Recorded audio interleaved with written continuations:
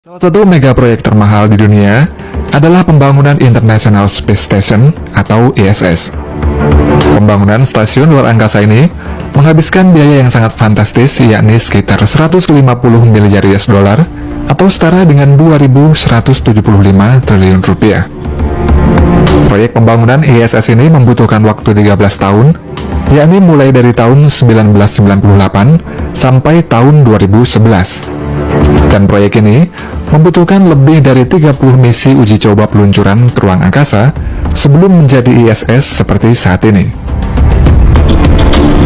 Stasiun luar angkasa ISS dibangun dengan tujuan sebagai laboratorium penelitian gravitasi mikro dan lingkungan luar angkasa, yang mana penelitian ilmiah ini mencakup bidang astrobiologi, astronomi, meteorologi, fisika, dan bidang lainnya.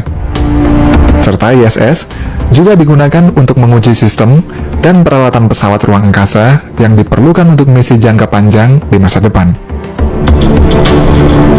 Stasiun luar angkasa ISS memiliki berat sekitar 450 ton, panjangnya 73 meter, lebarnya 109 meter, dan merupakan infrastruktur terbesar yang berada di orbit yang pernah dibuat oleh manusia.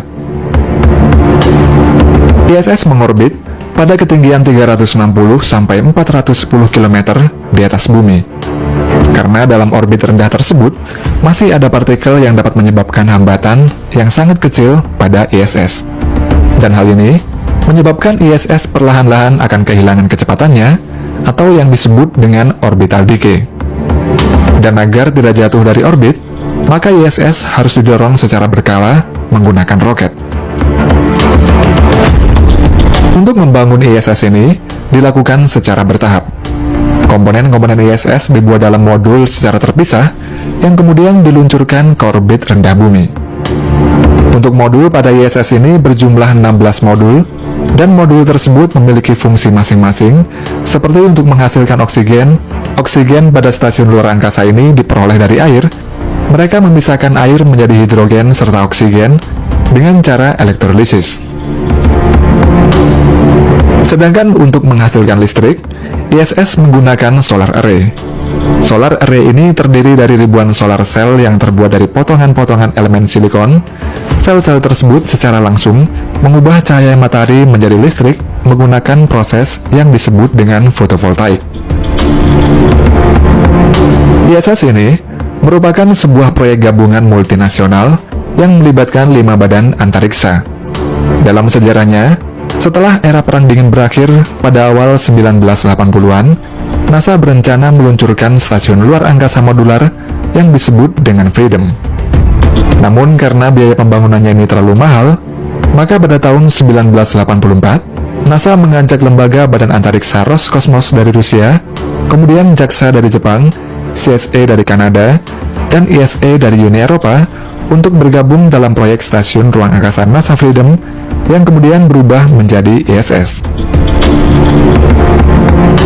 Sejak tahun 2000-an, ISS mulai ditempati oleh para astronot, dan setelah selesai dibangun pada tahun 2011, astronot yang menempati ISS ini berjumlah 7 orang sesuai kapasitasnya.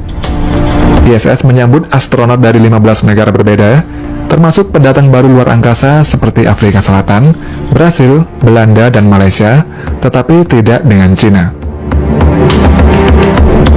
Cina memiliki keinginan untuk bergabung dengan ISS pada tahun 2007 silam.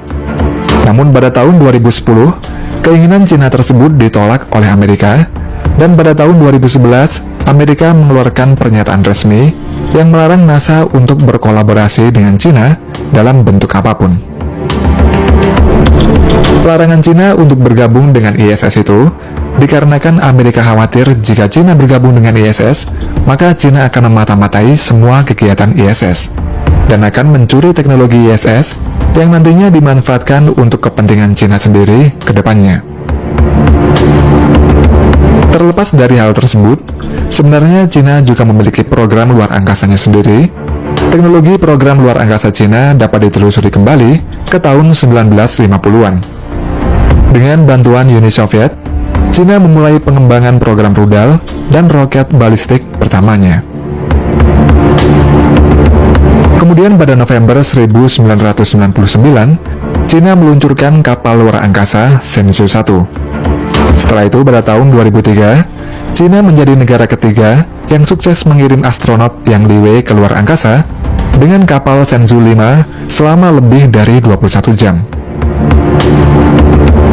Berkat pengalamannya tersebut, pada tahun 2011, Cina meluncurkan Tiangong 1 yang dipakai hingga tahun 2016. Dan pada tahun 2021 sampai 2022, stasiun luar angkasa Tiangong pembangunannya dimulai. Sama seperti ISS, Tiangong ini berada di orbit bumi rendah di ketinggian antara 340 sampai 450 km di atas permukaan bumi. Tiangong dibangun dengan desain modular mirip dengan Stasiun Luar Angkasa Internasional ISS. Sebagai stasiun luar angkasa modular, Tiangong ini dibangun berdasarkan modul-modul yang dikirim secara bertahap. Dan tiap-tiap modul tersebut memiliki nama serta fungsi masing-masing. Tiangong terdiri dari 3 modul saja, yaitu modul Tianhe yang diluncurkan pada tahun 2021. Kemudian modul Wentian diluncurkan pada Juli tahun 2022, dan yang terakhir adalah modul Mengtian yang sukses diluncurkan pada 31 Oktober tahun 2022. Jika dibandingkan dengan ISS, Tiangong milik Cina ini hanya memiliki 3 modul, sementara ISS memiliki 16 modul. Ukurannya pun jauh lebih kecil, oleh karena itu Tiangong ini hanya sanggup menampung 3 orang saja dan maksimal 6 orang saat bergantian kru. Meski begitu, Tiangong ini hanya dibuat oleh satu negara dan dirakit sepenuhnya dalam rentang waktu sekitar 2 tahun. Sedangkan ISS membutuhkan waktu lebih dari 10 tahun untuk merakitnya dan dibangun oleh 15 negara yang berbeda. Untuk masa pakainya, ISS direncanakan akan berada di orbit sampai pada tahun 2030. Lalu pada tahun 2031 mendatang, ISS akan dijatuhkan ke Samudra Pasifik. Sedangkan Tiangong direncanakan akan mengorbit selama lebih dari 10 hingga 15 tahun.